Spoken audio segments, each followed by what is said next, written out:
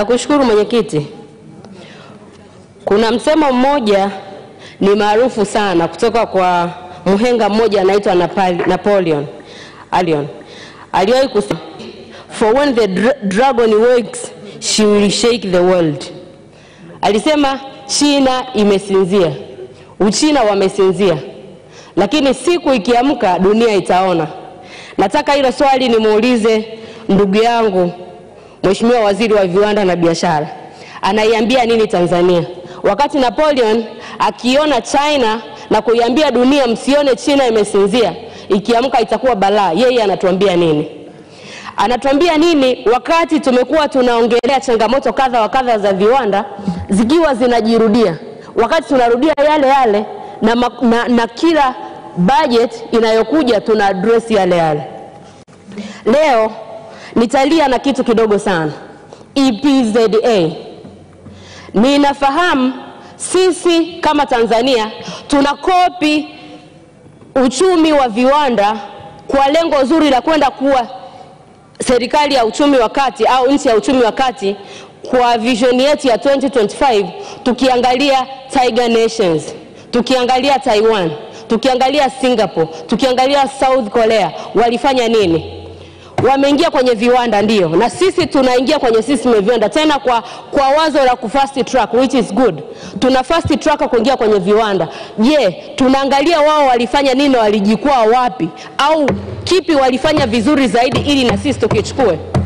Walifocus kwenye export.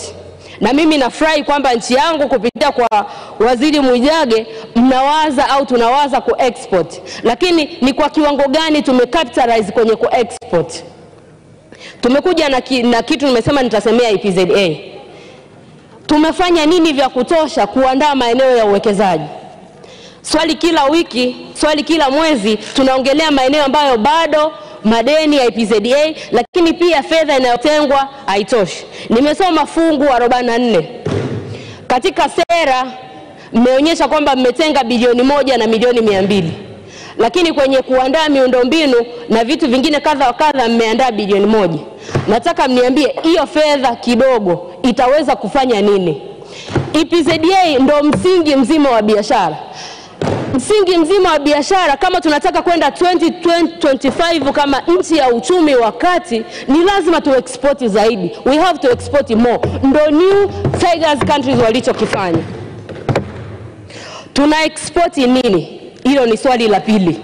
Make nchi hizo za Singapore, nchi kama South Korea walikuwa very specific kwamba tunataka tu capitalize katika 1, 2, 3. Sasa sisi tunataka tu capitalize katika nini? Tunaweza kuwa na viwanda vingi nchini, lakini tunataka dunia itufahamu katika nini? Ukiusema Kenya leo, watakwambia katika Afrika Kenya ni mzalishaji mzuri wa kofi na tea.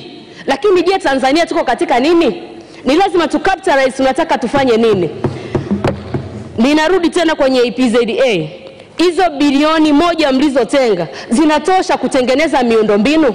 Kwenye hotuba yako umeonyesha hapa kwamba tunataka tuweze kutengeneza ukuta wa EPZA ya Benjamin Mkapa umedondoka. Tunataka tuweke miundombinu ya maji ya EPZA ya Mkapa kwa sababu haipo. Hivyo ni vitu ambavyo vinaleta ukakasi. Ni vitu ambavyo haviwezi kuvutia zaidi wawekezaji. Lakini kama haitoshi, nimeangalia kwenye the ease of doing business. Watu wanavyokuja kuwekeza fedha zao kutoka duniani, kitu cha kwanza watagoogle. Wewe ndo unasema Tanzania ikoje? Bado tuna rank 137. Hatujafanya vizuri. Kama tunataka ku fast track, kama tunataka tuwe katika uchumi wa kati by 2025, hatuko mbali na 2025 guys. Kama tunadhani tunakaribia huko. Katika kitabu hii hapa ripoti ya CAG ameeleza wawekezaji katika niseme sampling aliyoifanya ya viwanda 11 au ya wawekezaji 11 kati ya 57 ambao wamewekeza kwenye EPZA, waliahidi wangekuwa na mtaji wa bilioni 131.5. Lakini kwa mwaka uliopita wanaonekana wamewekeza only 33% ambao ni bilioni 43. Wametudanganya wapi? Tumewapokeaje kama wanaleta makaratasi, wanatanguliza makaratasi na sio fedha? Au pengine walikuja na fedha zao, wamekutana na vikwazo kadha wa kadha ambao tunazidi kuviongelea hapa. Vikwazo kama gharama kubwa ya uzalishaji, gharama ambazo zinatusababishia leo mnatuambia tunalazimika kununua sukari 110,000 badala ya 65,000 kwa lengo la kulinda viwanda vya ndani. Hatuwezi kucompete kama hatutashuka chini, tukapunguza gharama za uzalishaji, tukazalisha bidhaa nzuri, tuka-export nje. Hicho ndio walichofanya New Tiger countries. Lakini ningeweza kutoa ushauri mdogo. Wenzangu wamesema tunaweza kuamua kwamba tunataka kufocus katika kitu gani. Umeonyesha kwenye kitabu chako kwamba hata hivyo uchumi wa viwanda haujachangia kwa kiwango kikubwa sana. Ukurasa wa 185 haujachangia sana katika pato la taifa. Tunaona 7, 6.9, 6 mpaka 5.5 consecutive ambaye ni ya 2017. Ni changamoto kubwa sana. Tuna hicho kiwango kidogo ambacho kinachangia katika uchumi wa taifa. Kama tungeweza kuwekeza katika sekta zinazo accommodate watu wengi, tungekuwa tunaona mabadiliko. Tungeweza kuona mabadiliko tena kwa macho. Umesema kuna uzalishaji wa pamba nchini na viwanda 11 ambavyo ni processing lakini havifanyi vizuri katika ukurasa wako wa 22. Ukasema ni 30% tu ya pamba inayozalishwa nchini inatumika. Instead 70% inakuwa exported.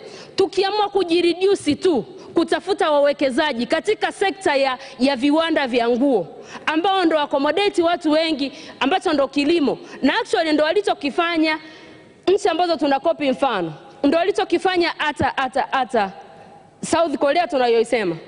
Walianza kuwa na viwanda vya kawaida, baadaye waka revolutionize agriculture yao. Sisi bado tuna nafasi nzuri, tuna eneo kubwa kwa maana ya ardhi, tuna wakulima, tuna watu wenye hali.